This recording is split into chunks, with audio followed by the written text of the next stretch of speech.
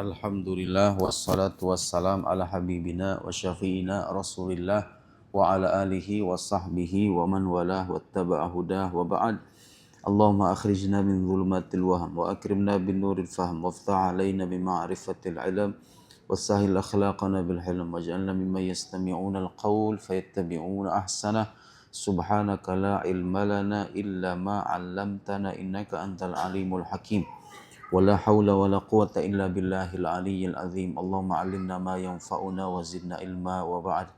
Alhamdulillah bapak-bapak, ibu-ibu semuanya, adik-adik, malam hari ini kita masih diberikan kesempatan oleh Allah Subhanahu wa taala untuk sama-sama mengaji dan mengkaji. Saya bawa kitab dalam bentuk digital tapi ya. Kita akan baca sedikit cuplikan kitab Al-Arba'in fi Usuluddin yang ditulis oleh Imam Abu Hamid Al-Ghazali. Sebelum saya masuk ke pengajian, saya punya cerita bagus, Pak. Karena ini temanya berkaitan dengan ulama ya. Di negeri kita itu ada banyak ulama, baik yang masyhur maupun yang mastur. Masyhur itu artinya terkenal ya. Ada wali-wali Allah itu gak hanya sebatas ulama. Wali-wali Allah yang memang ditampilkan dan diketahui jutaan orang. Ada. Habib Umar itu misalnya. Habib Umar itu kalau datang ke suatu lokasi, orang tuh kayak punya kayak ditarik sama magnet. Wah, ada wali-wali Allah yang kayak gitu, Pak. Tapi ada wali-wali Allah termasuk para ulama yang mastur, yang tersembunyi. Ada yang terkenal, ada yang tersembunyi. Saya mau bicara yang terkenal dulu. Seorang ustadz yang sangat terkenal di negara kita. Ustadz Abdul Somad. Ustadz Abdul Somad itu saya pernah ketemu dengan beliau. Waktu diundang ke Riau, datang ke rumahnya. Datang ke rumahnya beliau itu dari mulai subuh sampai maghrib menjamu tamu. Orang-orang yang datang itu tanpa henti. Beliau menjamu. Mengkhususkan satu hari untuk menjamu orang dari pagi sampai maghrib. Saya datang ke Riau itu sekitar jam 4 sore, setengah 4 sore, dibawa kemudian ke rumah beliau, diajak ngobrol sebentar, kemudian podcastnya ada di YouTube itu. Selesai podcast itu ternyata masih ada lagi orang ngantri itu, pejabat-pejabat datang ke beliau itu. Sampai maghrib baru bisa pamitan. Capek nggak itu? Oh, bukan capek lagi, Pak, saya nggak ngebayangin itu. Dan beliau itu, saya dapat cerita dari orang-orang terdekatnya.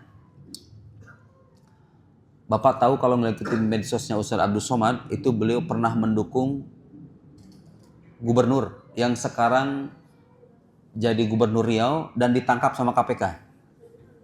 Ya kan? Itu beritanya beredar kan, sekarang yang lagi hangat itu. Wah, ini dukungan Ustadz Abdul Somad nih, gimana ini? Dukungan Ustadz kok kayak begini, itu kan, Pak? Yang kita lihat di media begitu kan. Saya mau cerita sesuatu yang tidak terlihat oleh banyak orang. Ustadz Abdul Somad itu. Terlepas dari setuju atau tidak, tapi ini kesaksian dari orang-orang terdekatnya. Orang hanya melihat, dan orang zaman sekarang itu gampang suujon emang sebetulnya. Gampang banget itu buruk sangka sama orang. Orang hanya melihat, wah ini Ustadz ini ngedukung politisi, Ustadz ikutan politik praktis, kok Ustadz ikut-ikutan begituan. Ustadz mah harusnya ngajar di masjid dong, ceramah aja. Ustadz mah gak usah mikirin politik, gak usah dukung itu, udah biarin, gak usah menjilat penguasa. Bahasanya suka begitu tuh orang tuh, gak usah menjilat politisi, macam-macam lah itu omongan-omongan negatif itu. Bapak tahu Ustadz Abdul Somad itu waktu mendukung gubernur yang sekarang ditangkap sama KPK itu ya, ditangkap sama KPK. Dan kalaupun benar itu dia bersalah, ya nggak ada urusan sama ustadznya.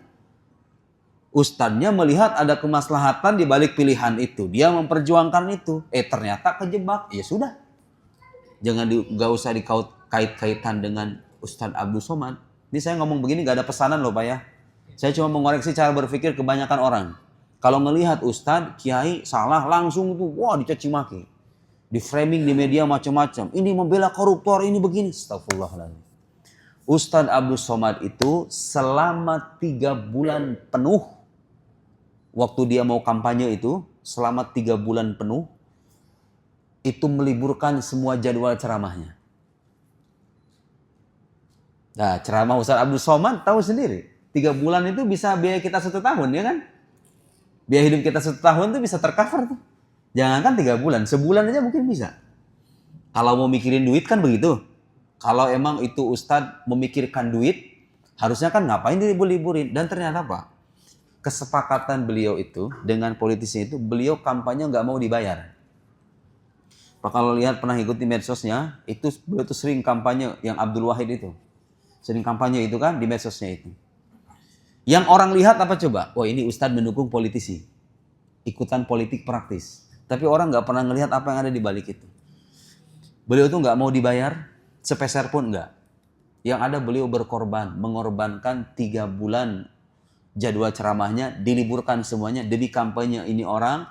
Dan kata orang-orang terdekatnya, beliau itu kampanye lebih semangat ketimbang calon gubernurnya itu sendiri. Lebih semangat.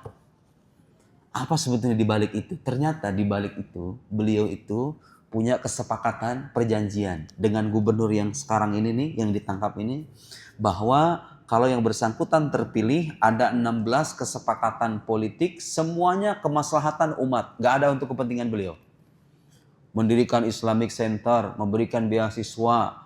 Masjid-masjid di Riau itu, Bapak kalau misalnya pergi ke Riau, karena saya dapat kesaksian dari orang-orangnya, itu kalau zuhur ada pengajian, banyak sekali.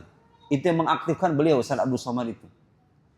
Jadi beliau melihat, kalau saya memegang kekuasaan, saya akan lebih mudah menyebarkan ilmu pengetahuan. Lu lihat. Ya kan? Sebenarnya ada benernya kan, Pak? Kalau misalnya kita punya power, ya, kita mau menyampaikan kebijakan apapun yang menyangkut kemaslahatan umat, kita dapat kemudahan.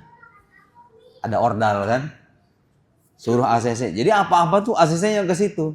Dan beliau punya niatan bagus, ingin menyebarkan ajaran Ahlus Sunnah wal Jamaah di negeri Riau itu. Jadi beliau ingin menggunakan kekuasaan itu untuk menyebarkan ilmu, memberikan yang terbaik untuk kota kelahiran. Orang nggak ngelihat itu. Itu nggak diberitakan di media. Dan itu resikonya apa Pak? Saya kalau jadi beliau ngapain saya dukung calon begituan ya kan? Belum tentu juga ketika dia udah jadi ingat sama saya. Kan begitu kira-kira. Kalau orang-orang kayak kita kan, beliau nggak. Subhanallah orang dengan penuh dedikasi itu luar biasa. Tapi saya yang sering dimusuhi sama banyak orang. Dipotong-potong ceramahnya. Dan saya menyaksikan sendiri keramahan beliau ya. Akhlaknya luar biasa. Ustaz Abdul Somad itu. Mendukung politisi. Tapi ya mungkin politisnya kepleset mau gimana lagi. Masa disalahin ustadznya. Jadi selama 3 bulan itu. Beliau rela mengorbankan kepentingan pribadinya. Demi kemaslahatan umatnya. Saya sampai tertegun itu dengan cerita begitu. Berarti itu kan resikonya berat loh. Mau tampil di media mendukung satu paslon. Dan ternyata paslon ini dulunya orang yang gak dikenal. Gak begitu dikenal sama orang Riau. Lawannya petahana. Pas didukung sama beliau. Langsung lonjak. Jatuh itu petahana itu. Suaranya kalah. Subhanallah. Tanpa politik money. Kata beliau. Tanpa ada main duit. Betul-betul mengandalkan suara. The power of UAS gitu ya. Di Riau itu. Subhanallah. Itu orang gak mungkin melakukan pilihan itu Pak. Kalau bukan untuk kemaslahatan umat. Kalau dia hanya memikirkan kepentingan pribadi, ya bodo amat. Siapapun gubernurnya terserah dia. Hidupku ya hidupku aja. Udah selesai kan begitu. Kalau hidupnya egoistis kan begitu. Harusnya kan begitu. Tapi beliau gak begitu. Rela difitnah, rela dicaci maki, rela digunjing, rela dituduh ulama begini, ulama begitu demi kemaslahatan orang banyak. Yang saya mau bilang apa Pak? Sekarang sampai nanti kita ini, zaman medsos ini akan selalu ditampilkan berita. Beritanya kadang-kadang benar, tapi sudut pandang dan framingnya kadang-kadang jahat. Bapak kalau ngelihat kiai, naik Pajero, naik Fortuner, naik Alphard, HP-nya iPhone, itu fakta bener. Kalau datang ke rumahnya gedong 2 tingkat, itu fakta bener. Tapi ketika masuk ke dalam berita, di framing, namanya framing, dibikin kayak gini beritanya. Kiai memperkaya diri dengan memperbudak santri. Itu namanya sudut pandang yang sudah setting sedemikian rupa supaya orang tuh tergiring opininya. Oh ini nih kiai-kiai yang bukan teladan nih. Kiai-kiai yang cinta sama dunia nih. Ini kiai contoh-contoh kiai, contoh-contoh ulama yang memperkaya diri sendiri di atas penderitaan umat. Kayak gitu tuh. Jadi kita ini di handphone harus hati-hati Bapak Ibu sekalian, terutama anak-anak muda, kalau dengar berita itu jangan sampai ditelan langsung. Kadang-kadang data itu benar, tapi soal penafsiran, soal sudut pandang, soal framing itu kadang-kadang bohong dan jahat. Bohong dan jahat. Itu saya sering banget ngeliat di medsos itu berita-berita kayak begitu tuh. Kadang-kadang kalau lihat faktanya kadang benar, tapi kok penafsirannya kok begitu ya? Berarti kan ada kepentingan. Media-media sekarang tuh punya kepentingan. Ulama, ustadz, kiai yang jahat-jahat, yang suka melakukan tindakan tidak wajar, ya, tindakan seksual, apalah semacamnya, itu dimunculkan di media. Yang baik-baik, yang ikhlas-ikhlas, itu tertutup sama media. Sehingga opini publik tergiring, oh ini nih ulama zaman sekarang kayak gini semuanya, gak usah ikutin mereka. Terus mau ikut siapa kalau gak ikut ulama itu? Anak-anak sekarang itu. Kalau pesantren, kiai, ustadznya disudutkan, mau ikut siapa? Ikut TikTok. Terus bagaimana Indonesia Emas, program Indonesia, saya itu kan ngebayangin ya, Indonesia Emas kayak begitu. Emas dari mana itu? Emas dari mana itu? Indonesia Emas, bangsa itu akan maju bukan hanya dengan sisi intelektual, tapi juga sisi spiritual, akhlak. Apa bedanya kita dengan orang-orang barat? Kalau hanya mengandalkan kemajuan teknologi, pengetahuan modern, mereka lebih maju ketimbang kita. Tapi kalau akhlak gak ada, iman rapuh, hilang, apa yang bisa diharapkan? Kebahagiaan gak akan kita dapat. Dua-duanya harus berjalan. Pengetahuan modern kita kembangkan, akhlak dan agama juga kita pertahankan, diajarkan kepada generasi muda itu. Supaya jadi panduan hidup. Karena ilmu kalau gak dibingkai dengan keimanan, melahirkan malapetaka. Bener gak Bu omongan saya? Orang-orang pintar di Indonesia itu banyak. Orang-orang pintar di Indonesia itu udah gak bisa dihitung. Yang susah dicari adalah orang pintar berilmu dan mengamalkan ilmunya. Itu yang susah. Jadi hati-hati dengan framing media. Saya mau cerita lagi ini yang gak terkenal. Tadi yang terkenal ya. Kalau ngelihat ustadz, pokoknya Pak, paling enak hidup itu baik sangka sama orang. Itu paling enak, udah paling gitu. Jadi kita itu kalau dengar berita, oh ada kabar si ustadz ini begini. Mungkin ada hal lain yang kita nggak tahu. Niatan dia baik, cuma mungkin dia khilaf. Gitu aja udah selesai. Itu paling enak Pak. Akibatnya apa? Kita nggak sibuk mengomentari aib orang. Hidup kita lebih produktif, lebih fokus pada kewajiban diri sendiri. Orang zaman sekarang dibalik tuh. Kewajiban pokoknya dilupakan, dia sibuk mengomentari orang. Sibuk menghujat, mengunjing orang. Dengan alasan apa katanya? Memperbaiki negara. Kita ingin berkontribusi memperbaiki negara dengan cara mengomentari aib orang satu persatu. Kayak gitu. Diamnya orang bodoh itu kontribusi yang sangat nyata. Bener gak Pak? Orang bodoh kalau diam itu kontribusi sangat nyata bagi negara. Ya kan? Karena kerusuhan di negeri kita itu banyak disebabkan oleh orang-orang yang tidak punya kemampuan tapi bicara dengan penuh semangat.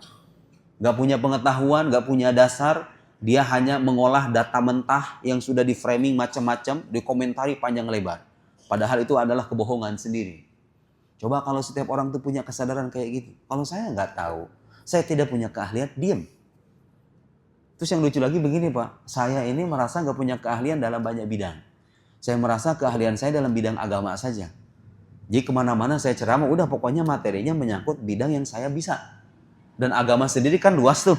Saya belajar ilmu akidah, ya sudah yang saya ajarkan tuh ilmu akidah gitu loh. Ada orang komentar kayak gini, Ustadz ini kemana-mana ceramahnya kok masalah akidah terus? Kapan kita mau maju jadi umat ini katanya? Kapan kita bicara sains, bicara teknologi? Astagfirullahaladzim. Justru ketika orang sadar dengan keterbatasannya, ngomong sesuai bidangnya, ya itulah kontribusi yang nyata begitu. Nah, kalau orang kayak saya ngomong politik, ngomong teknologi, ngomong sains, orang juga akan berpikir panjang. Ini Ustadz ngomongin apa? Di luar bidang keahliannya ini. Gak sepatutnya dia bicara kayak begitu. Kan serba salah Pak orang zaman sekarang. Kita gak mau komentari yang lain, dianggapnya udah usang gitu kira-kira ya. Terbelakang.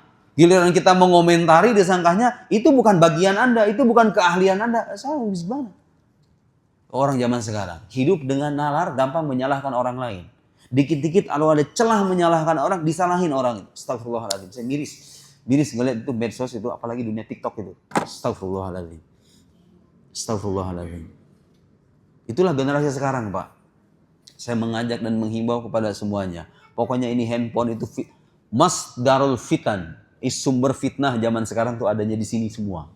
Bangun dari tidur kita udah dihadapkan dengan berita yang macam-macam itu. Data boleh benar, tapi sudut pandang kadang-kadang jahat. Itu terjadi. Sepakat nggak Pak dengan omongan saya? Sepakat. Sepakat nggak sepakat? Memang kepentingan media sekarang begitu. Sekarang saya mau cerita yang nggak terkenal. Kiai-kiai yang betul-betul ikhlas mendidik santrinya dengan penuh ketawaduan. Subhanallah. Saya pernah ke daerah Tegal, salah satu pondok pesantren di Tegal, namanya Ponpes At-Tauhidiyah, itu santri-santrinya pinter-pinter. Baru kali itu saya nemu pesantren, santrinya semangat-semangat, pinter-pinter. Katanya santri-santri di pondok itu terbiasa sampai larut malam diskusi sama warga masalah ilmu tauhid. Jadi kayak ngasih fatwa gitu loh ke warga sekitar, muhawarah, munadharah, diskusi dengan warga setempat masalah ilmu tauhid. Kadang-kadang Ustadz itu mereka diskusi dari jam 9 sampai jam 2 malam. Kadang-kadang sampai jam 3, kadang-kadang nggak tidur katanya. Kata para pengurus santrinya begitu. Oh iya Pak, nah, saya dapat info kayak gitu sebelum ngisi kan. Datanglah saya ke panggung ngisi. Oh benar ternyata. Udah kayak ujian di Al-Azhar kata saya ini. Pertanyaan-pertanyaan santrinya. Mantep. Di balik layar ada cerita-cerita yang bagus. Dan saya terkesan dengan cerita itu. Diceritakan sama orang terdekatnya. Terdekat kiainya. Pimpinan pondok pesantren itu dua sosok kiai. Yang satu namanya Kiai Ahmad. Bapak nggak bakal kenal. Saya juga baru kenal waktu itu. Itu beliau itu suka ngisi di Jakarta, suka ngisi di luar. Tapi beliau itu kalau ngisi keluar nggak pernah mau makan makanan yang disediakan oleh jamaah. Pasti bawa nasi sendiri, bawa lauk sendiri. Kenapa? Kan boleh. Boleh Pak, halal. Saya kalau dikasih nasi kebuli di belakang, udah pasti saya makan. Kenapa harus ditolak itu? Enggak, tapi ada orang-orang punya standarnya beda dengan kita. Warok namanya, hati-hati. Dia nggak mau mengonsumsi makanan sebelum dipastikan benar-benar 100% halal. Dia yang masak atau istrinya yang masak. Subhanallah. Boro-boro memperkaya diri gitu loh istilahnya. Urusan makan aja dia nggak mau nerima dari orang lain. Saya tanya SPP santrinya berapa di situ? 150.000 Ustadz. Maksudnya? Ya benar. 150.000. Santrinya putra 3.000, putri 3.000, SPP 150.000. Kiainya sampai bilang, kalau bisa sampai kapanpun ini pondok jangan sampai dimahalin. Pokoknya cari harga yang paling murah. Itu yang kita ini dirangkul semuanya supaya bisa merangkul semua masyarakat, lapisan masyarakat. 150.000 katanya cukup buat apa itu? Oh ternyata mereka punya manajemen sendiri. Jadi katanya kalau santri makan itu lauknya nanti beli sendiri, terserah mereka. Kan itu bebas dengan cara begitu mereka boleh makan sehari sekali, sehari 2 kali. Tapi kalau nasi tersedia di dapur. Tapi tetap aja kata saya segitu mah nggak bakal cukup. Pondoknya punya bisnis atau enggak? Ya enggak sih, paling bisnis ya air minum kayak biasa gitu-gitu aja katanya, enggak banyak. Tapi berjalan ekonomi pondoknya. Subhanallah. Cerita yang masih berkesan di kepala saya itu apa? Beliau ini diceritakan sama salah satu murid terdekatnya. Suatu ketika anaknya pulang dari luar negeri. Entah habis umroh atau dari mana Allahu a'lam. Dijemput dari bandara. Dijemput dari bandara menggunakan uang pesantren. Sebenarnya pesantren ini milik beliau ya. Milik beliau dan keluarga beliau gitu loh. Jadi kalaupun beliau mau ngambil duit dari situ halal 100%. Halal 100%. Itu pesantren milik tanah keluarga beliau. Anaknya pulang dari luar negeri dijemput di bandara. Setelah itu kemudian ada laporan masuk ke istrinya beliau itu. Di catatan laporan tercatat ada uang yang dikeluarkan untuk menjemput anak beliau itu di bandara itu. Tahu nggak responnya apa Pak? Ketika bendaharanya ngasih tahu ada uang yang keluar. Nggak seberapa mungkin kan ngejemput doang mah. Tapi tercatat di situ, uang pesantren ada yang digunakan untuk menjemput anaknya di bandara. Marah, diomelin bendaharanya. Kenapa kamu ngambil duit dari pondok? Pondok pesantren itu buat umat. Udah kita keluarga-keluarga aja. Jangan sampai itu ngambil duit dari pesantren. Padahal itu pesantren tanah milik beliau. Dia yang kayak gini-gini Pak, gak bakal laku kalau diberitakan. Di media-media itu, mereka gak pada suka cerita beginian ini. Yang suka-sukanya apa? Ustadz-ustadz, gus-gus yang aneh-aneh itu, yang suka nyium-nyium kayak gitu, tuh laku. Supaya orang punya gambaran negatif. Ini nih, gus-gus dan ustadz-ustadz zaman sekarang tuh ya kayak gini nih. Jangan percaya kamu sama mereka. Kayak gitu tuh. Jahatnya tuh. Bener, itu fakta. Bapak kalau ngelihat kabar, mohon maaf, kiai yang cabul, kiai yang begini begitu, itu kadang-kadang benar faktanya Pak. Kita nggak mengingkari itu, nggak menolak. Wah ini bohong berita media, nggak, benar, kadang-kadang benar. Tapi yang saya ingin kritik adalah cara dia mengemas berita itu, gitu. Framing yang dia ketengahkan itu, seolah-olah ya inilah pesantren, inilah ustadz, inilah pemuka agama zaman sekarang, nggak usah dengerin mereka. Kayak gitu kan, nggak fair, nggak adil. Hanya dengan 1, 2, 3 fakta dicomot, ditampilkan ini nih. Mana pertanggungjawaban Anda sebagai kaum muslim?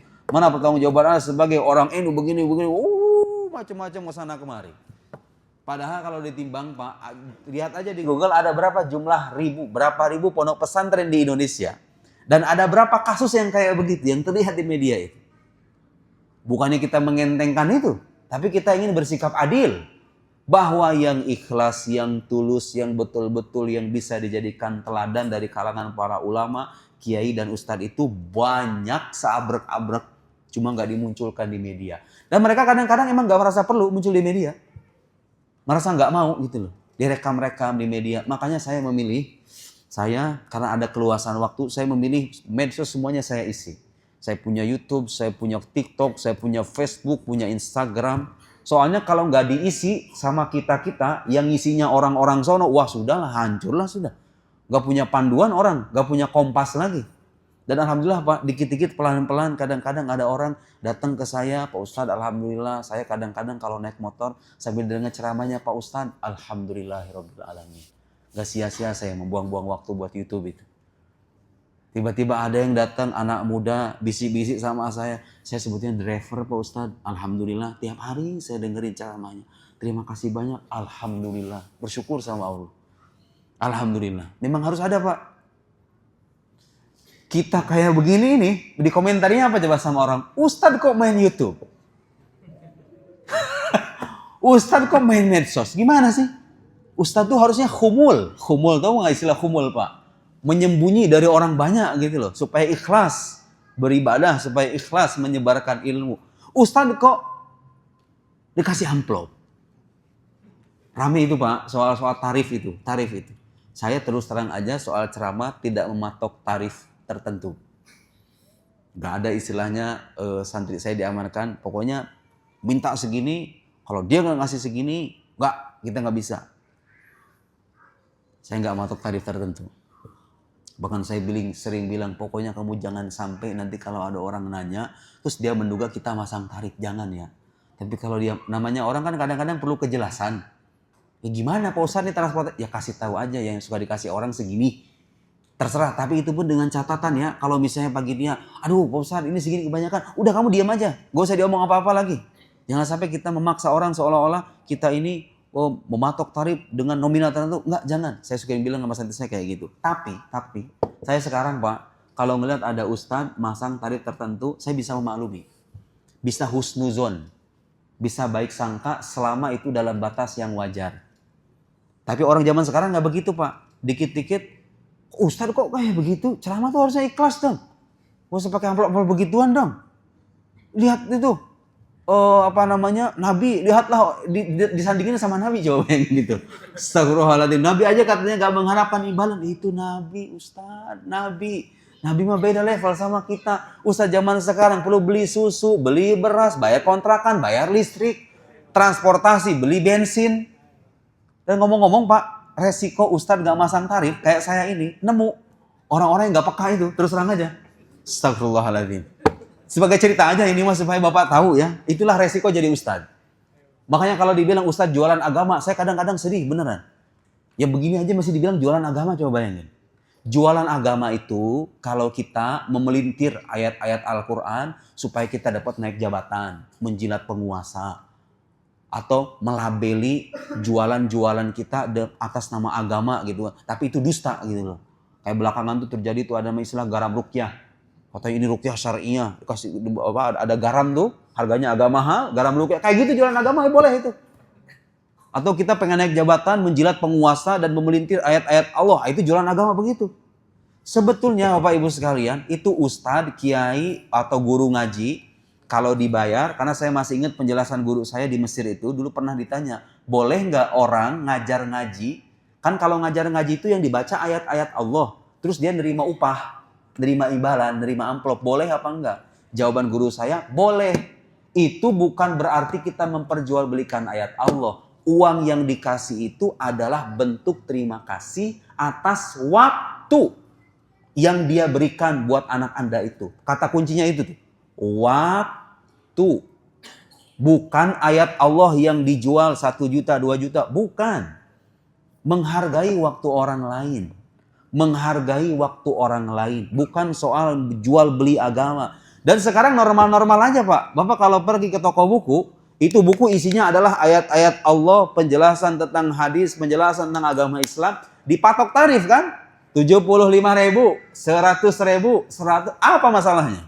Selama dalam batas wajar. Karena kalau kita beli buku, itu duit buat apa? Penulisnya punya waktu. Editornya punya waktu. Distributornya, karyawan-karyawan penerbitnya harus digaji. Jadi normal-normal aja. Kalau saya meskipun tidak mematok, tapi saya memaklumi itu Pak. Karena kenapa? Kalau ustadz-ustadz gede itu, dia bawa tim. Soalnya kalau nggak bawa tim, dia dikerumunin sama orang. Ribet dia mau ceramah, nggak bakal ceramah-ceramah itu. Kalau ustadz-ustadz kayak ustadz siapa? Ustadz Adi Hidayat, Ustadz Somad itu kalau datang sendirian, nggak bakal bisa ceramah itu. Harus ada orang yang mengatur. Kalau datang ke sebuah majelis, itu udah pasti mereka dikerumunin sama orang. Gak bakal ceramah-ceramah. Dikit-dikit foto-foto, ya kan? Saya aja ngalamin sekarang dikit-dikit. Selangkah, 2 langkah, foto lagi, foto lagi. Kadang-kadang 1 jam itu baru kelar Pak. Foto-foto itu. Itu orang sekelas saya yang gak dikenal terlalu luas. Apalagi mereka-mereka itu. Kadang-kadang mereka harus ngasih uang ke santri-santrinya. Dan kadang-kadang itu duit, kalaupun ada puluhan juta, sama mereka-mereka ini, yang betul-betul mendedikasikan hidupnya untuk agama, digunakan buat apa? Kepentingan pesantren, duafa, anak yatim. Terus ada sobat tuh ngomong-ngomong pernah cerita tuh di YouTube-nya. YouTube-nya itu penghasilan YouTube-nya itu sebulan bisa ratusan juta. Tapi beliau nggak makan sama sekali. Itu diinfakkan untuk santri-santrinya semuanya. Saya sendiri punya YouTube, itu AdSense-nya, saya udah wasiat sama istri saya. Jangan kita makan duit dari YouTube ini. Saya ngomong kayak gitu, terus terang. Meskipun kita tahu resiko main YouTube itu apa coba? Itu ketemu sama netizen-netizen yang juli-juli itu kayak gitu. Astagfirullahaladzim. Saya sengaja itu berharap dipisahin itu duit YouTube itu. Ini untuk kepentingan dakwah, saya main YouTube niatannya menyebarkan ilmu, udah kita gunakan untuk kepentingan dakwah lagi. Beli apa kek, beli alat apa kek, beli buku kek. Saya juga perlu referensi, perlu menyebarkan ilmu itu dengan referensi, kadang dipakai buat beli buku. Kadang buat ini, kadang buat itu, dan seterusnya. Tapi kan gak semua orang tahu kayak begituan. Itu sesuatu yang tidak terlihat, makanya jangan gampang suudzon sama orang itu. Jangan gampang suudzon. Jadi Pak, istilah jualan agama itu kadang-kadang itu narasi-narasi jahat untuk menjatuhkan orang-orang yang berkhidmat pada agama. Apanya yang dijual itu coba? Apa yang dijual itu? Menjual waktu yang benar itu. Bukan menjual ilmu. Ilmunya mah nggak dijual, nggak dibeli. Ayat Allah itu terlalu suci untuk diperjualbelikan. Cuma yang namanya ustadz, dia meninggalkan bini, meninggalkan anak, jarak tempuh jauh. Saya pernah ngomong-ngomong ngisi di suatu sekolah, ini mah cerita aja Pak ya, ini fakta Pak. Sebagai ustadz yang tidak masang tarif, resikonya itu kayak gitu. Pernah saya pergi ke Jakarta, ngisi di sebuah tempat, saya tidak perlu sebutkan namanya, karena kalau saya sebutkan karakteristiknya, Anda pada tahu semua. Di ke Jakarta, ya Allah ya Karim, orangnya kaya raya banget. Kaya raya banget. Ya Pak, omongan saya banget. Baru kali itu saya ngisi di tempat semewah itu, kata saya. Ini kawasan mewah banget ya. Naiklah kita ke apartemen. Ya udah, kita menyampaikan apa yang bisa kita sampaikan. Udah. Ada mungkin sekitar 1 jam, 2 jam kali ya. Turun dari apartemen mewah itu. Terima kasih banyak Ustaz atas waktunya. Dikasih 2 bungkus nasi kotak. Gak ada istilah. Gak ada sama sekali. Gak ada istilah minta nomor rekening. Gak ada istilah kasih amplop. Kata saya ke Jakarta aja perjalanan 2 jam Pak. Itu datang. Itu kalau gak macet. Kalau macet bisa 3 jam. Balik dari Jakarta itu 2 jam lagi. 4 jam, 5 jam. Belum di lokasi 2 jam. Berarti saya menghabiskan waktu 7 jam. 7 jam ini kalau saya diam di kamar, saya bisa nulis buku, bisa dapat puluhan halaman. Saya bisa membaca Quran, saya bisa menghatamkan buku, ya kan? Buku, dan saya suka dengan dunia itu, saya korbankan itu. Waktu membaca, waktu ini, waktu itu, untuk memberikan manfaat. Tapi dasar orang zaman sekarang, itu saya pengen ngelus-ngelus dada Pak, di jalan itu.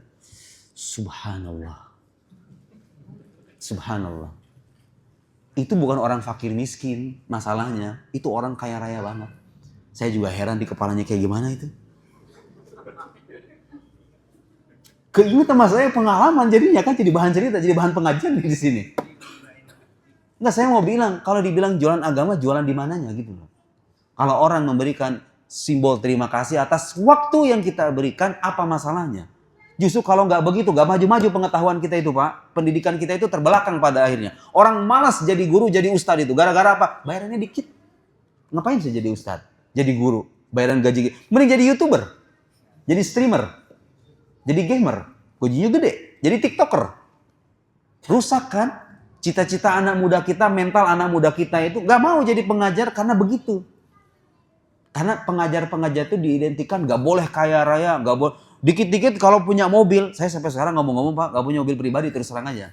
Mau jualan di mana coba? Saya mau jualan agama lewat apa? Kalau saya mau bisa saya. 20 juta saya nggak mau. Kalau misalnya nggak datang ini 20 juta bisa sebenarnya. Tapi ya malu aja lah kita sebagai orang pesantren gitu. Udahlah, terima aja. Itu satu cerita. Oh banyak saya apa cerita kayak gitu tuh. Kayak gitu cerita gitu. Supaya orang tahu gitu loh. Jangan gampang suujon sama orang lain itu. Pernah ngisi di kanal YouTube itu subscribernya jutaan, gede. Rumahnya juga gede. Jakarta lagi, ini beda ceritanya nih. Jakarta lagi. Jakarta tuh orang-orang kaya. Saya ngisi di sana hampir 2 jam. Perjalanan juga hampir 2 jam. Sama-sama mirip-mirip kayak gitu. Pulang, naik mobil. Itu yang petugas YouTube-nya itu nganterin saya, terima kasih ya Ustadz, ngasih amplop. Kata saya ini makanya buat ongkos. Soalnya saya kan gak punya mobil, naik driver, naik gokar. Saya buka 350.000 ke Jakarta. Dan itu bukan orang miskin, orang kaya raya. Alhamdulillah, ini ujian bagi saya. Ujian keikhlasan mungkin begini.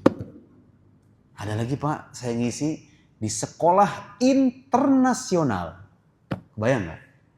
Internasional. Label sekolahnya internasional. Saya tanya SPP siswanya berapa sebulan? 4 juta sekian sebulan. Kebayangkan satu orang tuh 4 juta sekian. Itu siswanya itu mungkin ada sekitar 300-400 gitu lah. Ya bayangin aja itu penghasilan bulanannya itu sekolah.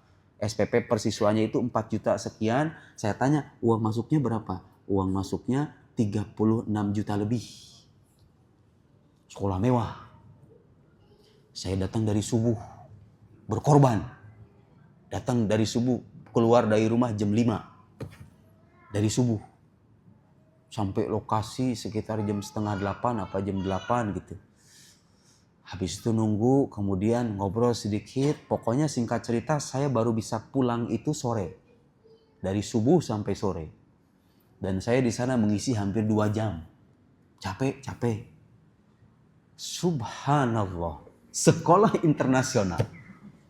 Saya nggak tega lah itu kalau diceritain beneran kayak begituan itu. Ngelus dada kita itu. Kok gitu ya? Di sini tuh bukan soal ilmu yang kita perjualbelikan, kita mengorbankan waktu kita yang bisa kita gunakan buat kepentingan pribadi untuk Anda ini. Jadi kalau sekarang ada ustadz Pak, mohon maaf ini Mak, ada ustadz nerima amplop, gak usah suujon. Itu hanya simbol ucapan terima kasih atas waktu yang dia berikan. Udah. Dan ngomong-ngomong itu amplop kalau jatuh ke tangan ustadz beneran loh ya, itu jadi maslahat. Nah, dipakai buat apa? Buat kepentingan ilmu juga. Saya dikasih amplop itu dipakai buat apa? Beli buku. Sebagian beli buku, sebagian buat bini. Saya kadang kebagian berapa? Isi ATM aja saya bisa dihitung. Baru punya ATM aja saya belakangan ini. Baru ngisi bisa ATM, tahu cara transfer. Itu saya belakangan ini, terus terang aja. Selama ini pegang sama istri saya. Mau jualan dari mana itu Ustaz kayak gitu? Jualan agama. Saya punya HP iPhone. Tuh lihat Pak. Saya fakta punya HP iPhone itu fakta. Tapi lihat itu berita atau fakta bisa di framing sama orang macam-macam. Ustaz ngomong ikhlas, ngomong hidup sederhana, HP-nya iPhone. Itu handphone saya dapat, saya pernah datang ke Swallow. Nah, tadi kan cerita yang pahit-pahit tuh. Ada cerita yang manis-manis Pak. Kadang-kadang kita nggak berharap gitu kan. Tapi ada orang yang karena mungkin dia tahu menghormati waktu kita, tenaga kita. Saya pernah dikasih amplop, gede amplopnya itu. Dikasih datang ke sebuah lokasi oleh seorang ustadz, amplopnya itu gede. Kata saya, wah ini harus dimanfaatin nih uang ini. Akhirnya saya merasa, sekarang kan saya hidup di dunia digital, suka ngerekam pengajian. Udahlah kata saya beli HP yang lebih bagus, soalnya kan kalau kita ngerekam videonya remek-remek. Orang juga malas kan ngeliat itu kan. Resolusi yang HP kentang itu kan malas orang juga kan. Ya akhirnya saya belilah HP mahal. Tujuannya buat gaya-gayaan bukan, buat ngerekam pengajian disebarkan orang bisa dengar dapat ilmu gitu. Itu fakta yang sesungguhnya. Tapi itu bisa di framing Pak. Wih, Ustadz pakai iPad, pakai iPhone. Ya kelihatannya itu. Tapi di balik itu ada niatan apa orang nggak selamanya tahu. Nah itu seni Pak, seni baca berita zaman sekarang kayak gitu. Terima, iya benar fakta, benar. Ini fakta. Anda mau mengingkari apa? Ini fakta, iya benar fakta. Tapi kadang-kadang di balik fakta itu ada narasi-narasi, ada framing-framing yang sedemikian jahat, luar biasa. Karena itu anak-anak muda kita sekarang perlu diajarkan pentingnya mencintai orang-orang alim, orang-orang yang ikhlas, penuh dedikasi. Mungkin kalau Bapak nggak perlu berkaca sama saya, banyak kiai-kiai itu di pelosok-pelosok, di kampung-kampung yang betul-betul, aduh, kalau kita ngelihat kehidupannya, Allahu Akbar. Harusnya kita yang peka sama mereka gitu loh. Harusnya kita yang peka sama mereka. Kadang-kadang mereka nggak berharap, malu soalnya. Kiai-kiai itu malu kalau masuk tarif begitu malu. Coba kadang kitanya yang harus peka. Mereka itu orang-orang yang mendedikasikan hidupnya, belajarnya puluhan tahun. Nah sekarang saya mau cerita ini. Ini pengajian agak panjang kan sebetulnya kan. Saya mau cerita Pak, kisah bagaimana ulama-ulama dulu nuntut ilmu itu. Sampai-sampai ada di antara mereka yang jual baju satu-satunya yang mereka miliki. Tahu Imam Tobari ya, yang punya Jami'ul Bayan fi Ta'wil Ayil Quran 23 jilid, ahli tafsir, yang punya kitab Tarikhur Rusul wal Muluk 10 jilid dan kitab-kitab yang lain. Imam Abu Ja'far atau Ibn Jarir At-Tabari, ahli tafsir besar, dikisahkan ini dalam kitab Safahat min Sabril Ulama. Beliau suatu waktu pernah sampai menjual baju kesayangannya hanya untuk makan.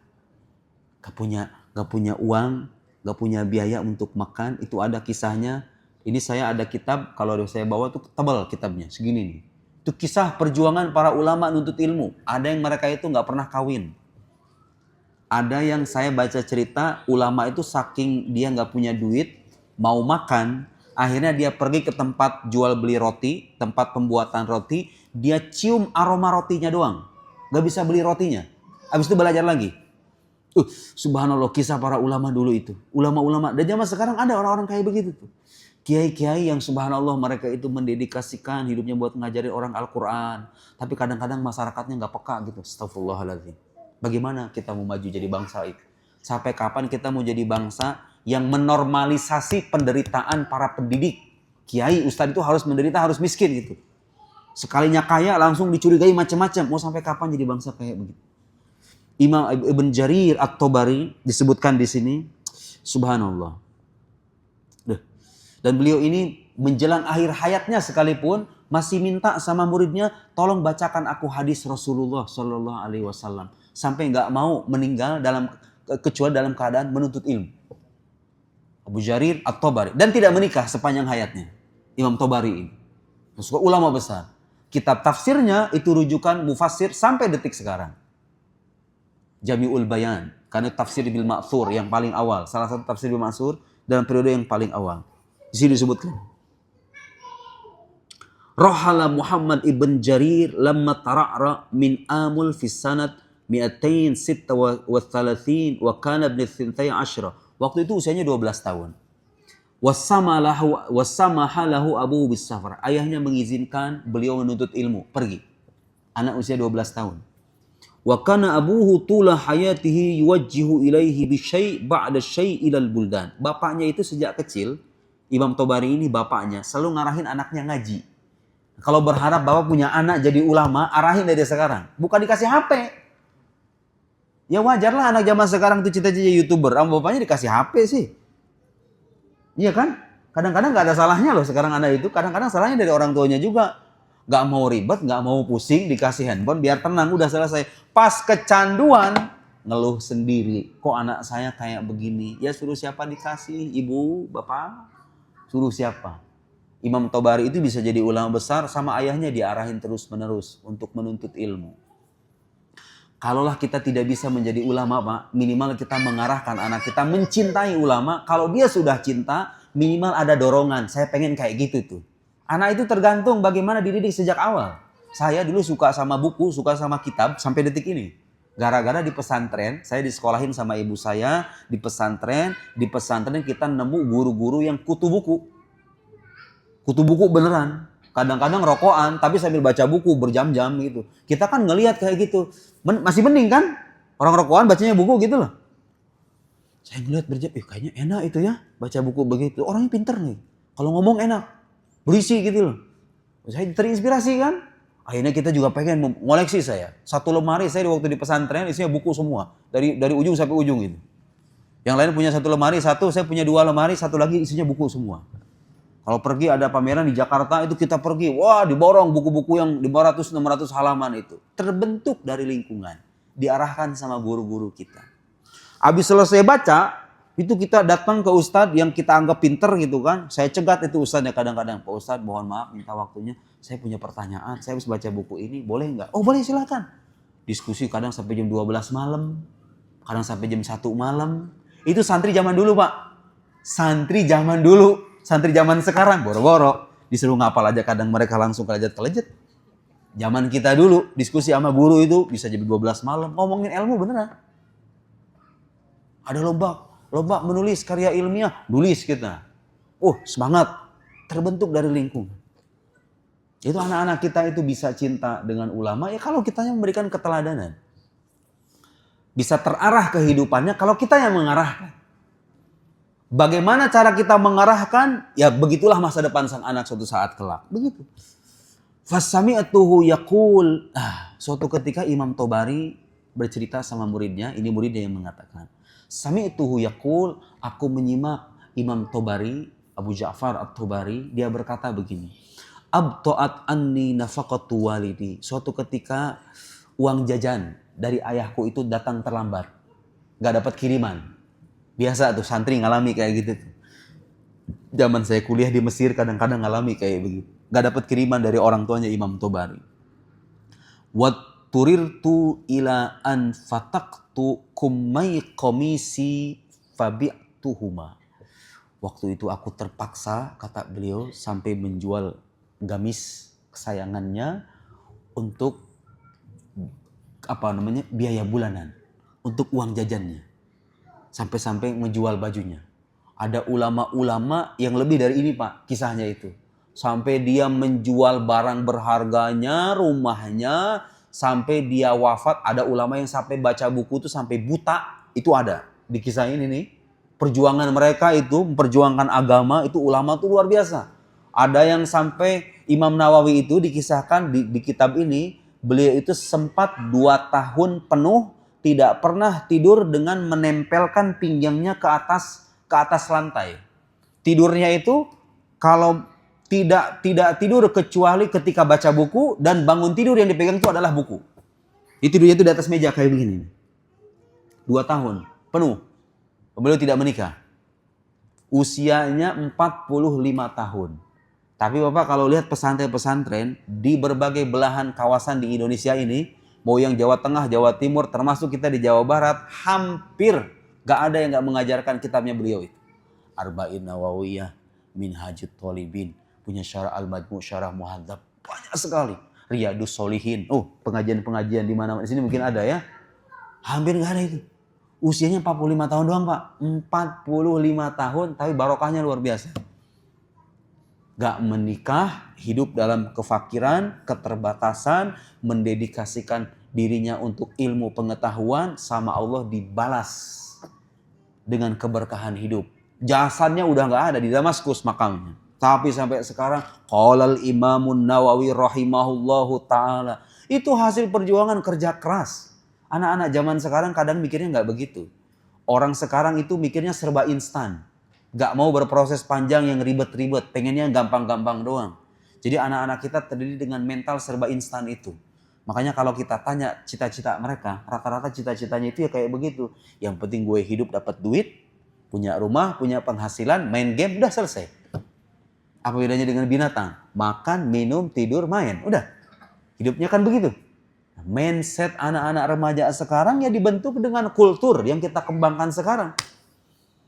Dulu kita dididik sama ulama-ulama yang kayak begini. Saya punya kiai di kampung yang mengajari saya pertama kali kitab Jurumiyah, kitab Alfiyah, kitab Sulamut Taufiq, kitab Fathul Mu'in dan lain-lain. Sekarang beliau dalam keadaan udah stroke gitu ya. Saya nggak tahu usianya berapa, mungkin sekitar 50-an. Dan saya datang, sampai saya nggak lupa. Saya gak lupa, ini pelajaran nih bagi anak-anak remaja. Kalau punya guru jangan sampai dilupakan guru itu. Gak pernah mengenal kata bekas guru itu. Alhamdulillah sampai sekarang gak lupa saya dengan guru-guru. Saya termasuk guru yang pertama kali mengajari saya di kampung. Saya datang ke beliau, sebetulnya gak pernah bisa kita membalas jasa beliau itu. Walaupun dengan amplop sebanyak apapun. Tapi saya sebisa mungkin sebagai simbol, saya bawa amplop, saya bawa hadiah sesuatu. Beliau udah nggak bisa berjalan normal, sudah terbaring di atas sofa begitu. Sholat pun kadang-kadang katanya kalau mau bersuci itu dituntun sama istrinya. Pokoknya kalau dengar itu. Tapi saya bilang, Akang, saya manggilnya Akang karena di Sunda, kampung. Abdi alhamdulillah sekarang udah bisa berdakwah, mengamalkan ilmu yang dulu pernah dipelajari di pesantren ini. Dulu di sini belajar jurumiyah, belajar fikih, belajar ilmu akidah, tijanul darori dan lain-lain. Alhamdulillah. Waktu itu saya mau ke Eropa, saya mau pergi ke Jerman, saya kasih kabar itu ke guru saya. Subhanallah. Guru saya sampai terharu begitu ya. Itulah cara membahagiakan guru. Kita dididik di lingkungan pesantren di mana kita diajari bahwa ilmu itu tidak selamanya didapat lewat kertas. Kadang-kadang Allah membukakan futuh, membukakan ilmu itu melalui jalan-jalan yang tidak terbatas. Kadang-kadang keberkahan kita berkhidmat kepada guru, mendoakan guru. Sampai detik ini saya masih setiap hari baca Al-Fatihah buat guru-guru saya. Anak-anak zaman sekarang itu dikit-dikit orang cium tangan ke gurunya aja disangkanya perbudakan. Coba bayangkan. Astagfirullahaladzim. Itu orang zaman sekarang Pak. Gak pernah sejak saya mondok ada orang salaman sama kiainya mau dengan cara apapun orang protes tuh gak pernah. Saya gak pernah dengar kontroversi kayak begituan. Zaman sekarang doang. Disangkanya kayak gitu perbudakan katanya. Astagfirullahaladzim. Kita itu dulu di pesantren kalau guru mau mandi kita rebutan. Rebutan mau mandi itu nimba air gitu, karena di kampung kita kan belum pakai sanyo, nimba air manual gitu. 10-10 ya, 10. Saya 10, teman saya 10, seneng. Gak ada istilah perbudakan, kita pengen diakui sama guru kita dan keberkahan ilmu itu mengalir kepada kita. Kita pengen kayak begitu. Saya datang di hadapan beliau, dulu kata saya belajar jurumiyah di pondok ini. Alhamdulillah sekarang ngarang kitab jurumiyah. Bisa ngarang kitab jurumiyah disebarluaskan. Alhamdulillah merasa terharu gitu guru. Kita ngelihat guru kita terharu itu kita gak kalah terharu. Alhamdulillah karena kita diberikan pendidikan semacam itu. Ya anak-anak zaman sekarang Pak gak dididik dengan cara begini. Bahkan saya yang agak lucu itu apa katanya, kenapa santri itu nggak bersikap kritis sama kiainya? Kenapa kita itu nggak egaliter aja? Egaliter itu maksudnya sepadan gitu. Jadi kalau salaman, salaman biasa aja. Bapak lihat kan video-video itu, yang ustad-ustad di kelompok itu tuh, di kelompok yang suka bikin ribet itu, santri-santri sama ustadnya salaman kayak gini. Gak usah ciuman tangan, gak usah ciuman begini-begini. Ini pesantren yang sunnah kayak gini gitu. Astagfirullahaladzim, dia nggak tahu mencium tangan orang soleh itu sunnah. Saya pernah bikin satu ceramah itu di MRBJ tentang itu. Ini orang merasa berpegang teguh kepada sunnah, padahal dia meninggalkan sunnah. Apa coba itu pendidikan kayak gitu? Aneh kayak begitu. Zaman kita dulu nggak pernah. Dan nggak ada rasa berat hati saya nyium tangan kayak itu. Pengen justru. Saya sekarang kalau habis ngarang buku, ada buku baru, saya datang ke Cimone, karena kayak saya di sana, saya datang ke Cimone, setiap kali keluar buku saya pasti begitu. Pak Kiai, alhamdulillah ini karangan terbaru saya, dengan niatan menyenangkan hati guru kita. Dan saya suka dibilang begini, kalau suka ada yang suka, ya sekarang kan sudah muncul di YouTube dan seterusnya gitu ya, saya selalu bilang sama Kiai saya, alhamdulillah Pak Kiai, kalau ilmu ini diterima sama Allah, saya berharap itu menjadi amal jariah untuk Pak Kiai dan guru-guru di Babu Salam yang pernah ngajari saya. Maksudnya kita nggak jumawa gitu loh. Dengan segala apa yang kita gapai, kita tetap merasa sebagai santri, sebagai murid, yang saya dapat sekarang nggak lepas dari ilmu yang pernah dikasih oleh Pak Kiai dan para guru di sini. Kayak gitu ngomongnya. Anak-anak muda zaman sekarang Pak, aduh, miris kadang-kadang kita ya kalau ngeliat itu. Itulah pendidikan yang dulu ditanamkan kepada kita. Sehingga kita tumbuh menjadi orang, ya alhamdulillah lah. Kalau dikatakan benar 100% sih enggak ada manusia yang suci dari dosa. Tapi minimal kita tahu arah hidup. Tahu bagaimana caranya menjalani hidup. Tahu mahalnya kehidupan yang Allah berikan ini. Jangan sampai kita hidup menjadi sampah bagi masyarakat. Allah ngasih kita kelebihan, Allah berikan kita kekurangan. Tapi kelebihan kita itu lebih banyak ketimbang kekurangan yang kita dapatkan. Masalah orang zaman sekarang kadang-kadang nggak mau mengeksplor kelebihan dan kelebihan dirinya itu, pasrah dengan kemalasan dirinya sendiri. Akhirnya yang kita saksikan itulah generasi yang serba instan, generasi yang mudah terprovokasi, mudah membenarkan berita bohong, mudah membenarkan hoax karena tidak dididik dengan pendidikan agama yang cukup. Mereka nggak punya rasa takut. Kalau saya nyebarkan berita bohong, nanti dihisab di alam akhirat. Itu setiap orang yang saya gibahin nanti minta tuntut balasan. Kebaikan saya ditumpahkan kepada dia. Mending kalau saya punya banyak kebaikan. Itu orang zaman sekarang gak punya rasa itu Pak. Gak punya rasa kita kalau misalnya menggibah orang, nanti di akhirat dimintai pertanggungjawaban sehingga berita bohong gampang tersebar luas. Agama itu pada akhirnya yang ngasih rem itu. Kalau kita beragamanya benar, ada rasa takut, rasa khawatir, gak mau menzolimi orang, gak mau mencaci maki orang. Soalnya kita juga banyak kekurangan, kita juga banyak aib. Orang zaman sekarang kebalikannya, tiap hari kerjanya kayak gitu, mengkritik orang. Ini salah, itu salah, udah semuanya disalah-salahin, dikomentari semuanya. Dari mulai urusan politik dikomentari, urusan pesantren dikomentari, ulama dikomentari, artis Hollywood sekalipun dikomentari, film-film dikomentari, semuanya dikomentari. Zaman sekarang, astagfirullahaladzim, zaman sekarang. Jadi saya belum baca kitab Al-Arba'in sebetulnya, Arba'in kita Imam Ghazali. Baru cerita-cerita doang. Tapi mudah-mudahan bisa menginspirasi ya. Mudah-mudahan bisa menginspirasi terutama anak-anak muda itu. Cobalah itu. Kembali kita kepada ajaran para leluhur kita.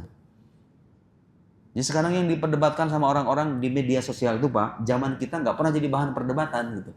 Apalagi zaman Bapak. Apalagi zaman orang-orang tua kita. Terheran-heran itu mereka debat-debat orang kayak gitu tuh. Tapi zaman sekarang zaman sudah berbeda. Moralitas, standar moralnya sudah menurun. Kadang sudut pandang orang juga mudah terkontaminasi gitu ya. Dengan cara pandang orang-orang luar. Jadi begitulah akhirnya. Imam Abu Hamid Al-Ghazali, astagfirullahaladzim, 9:30 ya? 9:30. Tadi jam berapa kita mulai itu? Kerasa ini. Sedikit ya Pak ya, sedikit Pak. Kata Imam Abu Hamid Al-Ghazali, orang ahli ibadah dengan orang berilmu, mana yang lebih utama?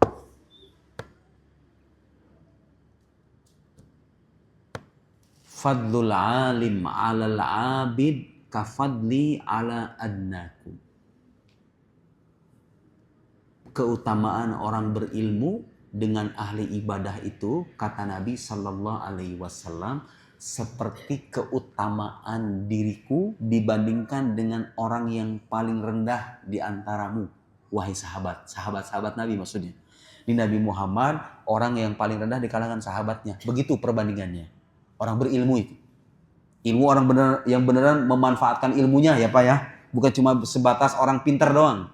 Orang berilmu dan ilmunya manfaat buat dirinya dan orang-orang sekitarnya. Itu orang berilmu kayak begitu, itu lebih utama dibandingkan ahli ibadah. Perumpamaannya, analoginya kayak Nabi dan sahabat yang paling rendah di antara mereka. Jauh banget. Sampai-sampai disebutkan di hadis riwayat Imam Tirmidzi disebutkan, innallaha wa malaikatahu wa ahlas samawati wal ard hatta namlata fi juhriha wa hatta al-hut la yusalluna ala muallimin nasil khair. Sesungguhnya Allah, malaikat, penduduk langit, penduduk bumi, sampai semut di persemayamannya, sampai ikan paus, semuanya mendoakan kebaikan bagi orang-orang yang mengajarkan kebaikan kepada orang-orang. Maksudnya para guru. Orang-orang yang mengajarkan kebaikan itu maknanya luas ya. Ya terutama guru. Ya udah pasti itu guru mengajarkan kebaikan. Saking mulianya ilmu dalam pandangan Islam. Kemudian kata Imam Al-Ghazali, kalau ada orang ahli ibadah dengan orang berilmu. Kata beliau, bukan kata saya. Wahaqqul abid idza nazar ilal alim ayyatawaddu'a lahu li jahlihi. Orang ahli ibadah itu kalau dia sedikit pengetahuan, hendaknya dia memposisikan diri sebagai sosok yang rendah hati di hadapan orang berilmu karena kebodohannya. Kemudian yang tidak kalah penting, wa in nadhara ila fasiqin ayyaqul. Ini ahli ibadah nih, ahli ibadah kalau ngelihat orang fasik, ahli maksiat, lalai begitu ya. Kalau kita merasa ahli ibadah, sholat tiap hari di masjid, gak pernah ketinggalan baca Quran, ngelihat ada orang bergelimang maksiat, kata beliau, kalau ngelihat orang fasik, dia seharusnya berkata begini, la'alla fihi khuluqan batinan yastur ma'asihi dhahira. Allahu Akbar. Boleh jadi itu orang ahli maksiat yang kita lihat itu punya akhlak terpuji yang tersembunyi yang gak kita lihat, dan akhlak itu bisa menutupi dosa-dosanya. Itu orang zaman sekarang gak punya mental kayak gitu Pak. Ngelihat orang berbuat buruk, pokoknya dipandang keburukannya aja. Seharusnya, kata Imam Al-Ghazali, kita itu kalau melihat orang fasik, orang berbuat buruk, ahli maksiat, kita harus punya keyakinan, jangan-jangan orang ini punya amal soleh. Jangan-jangan orang ini punya akhlak baik yang kita nggak tahu, dan akhlak baik atau amal solehnya ini bisa menghapus dan menggugurkan dosa-dosanya. Sehingga kita nggak gampang komentari orang kalau begini. Penting ini Pak, untuk orang zaman sekarang, nasihat buat orang zaman sekarang. Jangan-jangan dia punya akhlak yang tersembunyi yang bisa menutupi dosa-dosanya. Wala'alla fi batini hasadan au riya'an au khubthan khafiyan muqtanillah subhanahu wa ta'ala alaih fala yaqbal a'malid dhahira. Terus kata beliau, kebalikannya seharusnya dia menuduh dirinya. Jangan-jangan saya yang ahli ibadah ini punya kemunafikan, punya dosa tersembunyi yang Allah melihat dosa itu, bisa-bisa amal kebaikan saya nggak diterima gara-gara dosa tersembunyi saya. Menuduh diri. Ya, orang soleh itu begitu. Orang soleh itu menuduh dirinya terlebih dulu sebelum menyalahkan, menghujat orang lain. Yang benar begitu agama itu. Wa annallaha subhanahu yanzur ilal qulub la ilas suwar. Wa minal khubthil batin al-kibr. Di antara dosa yang tersembunyi itu adalah kesombongan. Boleh jadi kan, orang itu amalannya bagus, ahli ibadah, tapi ada kesombongan dalam hatinya. Nah, jangan-jangan gara-gara ada kesombongan itu, amal kebaikan kita yang zohir itu jadi terhapus. Sementara ahli maksiat yang kita lihat bergelimang maksiat, dia punya ketulusan batin. Dia nggak punya kesombongan karena dia merasa dirinya pendosa. Sementara kita yang taat merasa dirinya orang taat, terus merasa lebih baik dari yang lain. Jangan-jangan itu tuh yang menggugurkan amal soleh kita. Terus yang ahli maksiat dinaikkan derajatnya sama Allah Subhanahu wa ta'ala. Aduh, orang kalau punya pandangan kayak begini gak bakal ada itu Pak di medsos itu, berita-berita kayak begitu. Kenapa sekarang yang terjadi kebalikannya? Karena orang gak menyadari aib dirinya sendiri. Merasa orang lain aja yang salah, dianya mah gak salah, dia benar terus. Itu akhlak apa itu? Akhlak iblis kan kayak begitu. Merasa lebih baik dari yang lain itu kan akhlak iblis kayak begitu. Nah, Kemudian boleh menyebutkan ruwiya anna rajulan min Bani Israel, ada seorang laki-laki dari kalangan Bani Israel umat Nabi Musa terdahulu, singkat cerita namanya itu Khali, namanya Khali. Ya, dia itu ahli maksiat. Ini seorang laki-laki ahli maksiat di kalangan Bani Israel. Suatu ketika jalasa ila abidi Bani Israel. Dia duduk di depan ahli ibadah di kalangan Bani Israel. Ada orang ahli maksiat datang ke ahli ibadah, kira-kira begitu. Terus kemudian bilang, waqala la'allallaha yarhamuni bi barakati. Nah, ahli maksiat ini bilang, mudah-mudahan Allah merahmati aku dengan mendekati ahli ibadah ini. Jadi ahli ibadah, yang ahli maksiat ini punya kerendahan hati, Pak. Dia merasa perlu dekat dengan ahli ibadah supaya Allah merahmati dirinya. Yang ahli maksiat ini merasa kayak begitu. Nah, ahli ibadahnya ngomong, faqala al-abid fi nafsi. Ahli ibadahnya ngomong dalam hatinya, kaifa yajlis ma'i hadzal fasiq? Bagaimana mungkin orang fasik duduk sama saya? Nah, ahli ibadahnya ngomong kayak gitu. Wa qala lahu, kemudian ahli ibadah itu ngomong sama yang ahli maksiat, qum anni, diri kamu, gak usah dekat-dekat. Fa'auhallahu subhanahu ila nabiyyi zamanihi. Allah kemudian mewahyukan kepada nabi pada zaman itu, pada zaman Bani Israel, Allah Nabi Musa atau nabi yang lain, muzhiman liyasta'nif al-amal faqad ghafartu lil khali' wa ahbattu amal al-abid. Allah ngasih wahyu ke nabinya, aku sudah mengampuni ahli maksiat itu dan aku menghanguskan amalan si ahli ibadah tadi gara-gara perasaannya itu. Yang ahli maksiat dinaikin derajatnya oleh Allah gara-gara kerendahan hati. Yang ahli ibadah dihapuskan amalannya gara-gara kesombongan diri. Mudah-mudahan kita terhindar dari akhlak semacam itu. Naktafi bihadzal qadar wallahu a'lam bissawab. Selesai, Pak. Kalau ngaji dilanjutin, ada pertanyaan? Saya cukupkan sampai di sini. Ada pertanyaan? Cuma ini tinggal diamalin doang, nggak usah ditanya, Pak. Tinggal diamalin doang. Ada pertanyaan? Kalau ada pertanyaan, kalau nggak ada pertanyaan kita cukupkan. Nggak ada kan? Tinggal diamalin doang kan? Mana nih panitianya ini? Halo? Mana ini? Harus ke siapa ini? Ustadz? Mana ini? Cukup ya? Cukup. Alhamdulillah kita sudah membaca sekelumit. Mudah-mudahan apa yang kita sampaikan bisa menjadi ilmu yang bermanfaat. Mudah-mudahan ini nasihat buat diri saya, nasihat buat kita semua. Semoga kita keluar dari majelis ini semakin dekat dengan Allah Subhanahu wa taala, memanfaatkan waktu yang kita miliki untuk beribadah dan memperbaiki hal-hal yang kurang dari diri kita.